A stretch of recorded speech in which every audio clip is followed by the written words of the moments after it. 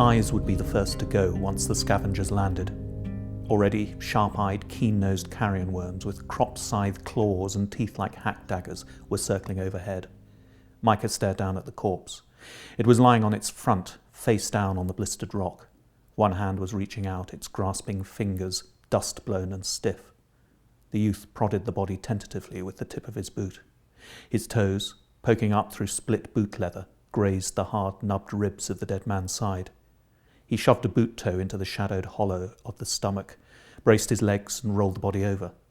A cluster of broken teeth remained on the rock where the face had lain.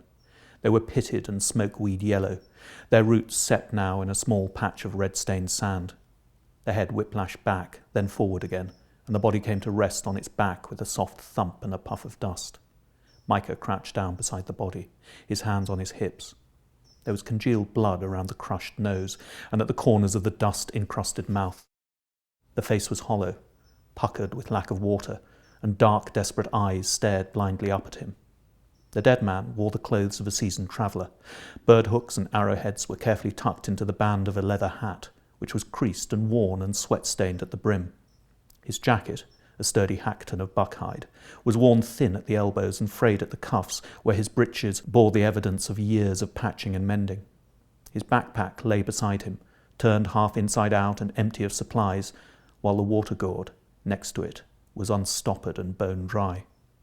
But the boots, they were mighty fine, tooled leather, soft and well oiled, with sturdy hobnail soles and iron-tipped toes. But fine as the dead traveller's boots were, they hadn't helped him when his water ran out. Micah reached out and pulled off the right boot.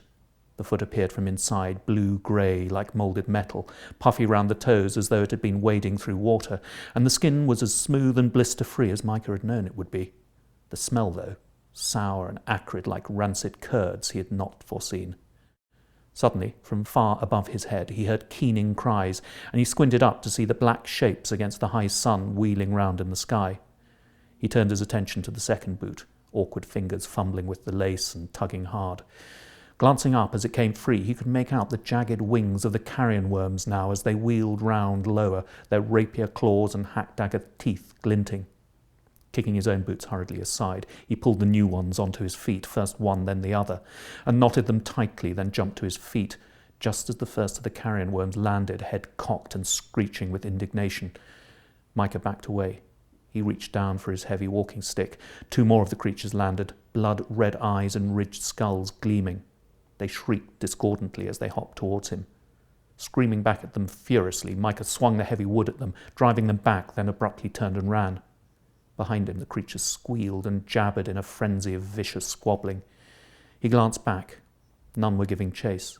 Instead, they were clustered round the dead body, which had disappeared in the midst of a writhing mass of flapping wings, scratching claws and snapping teeth.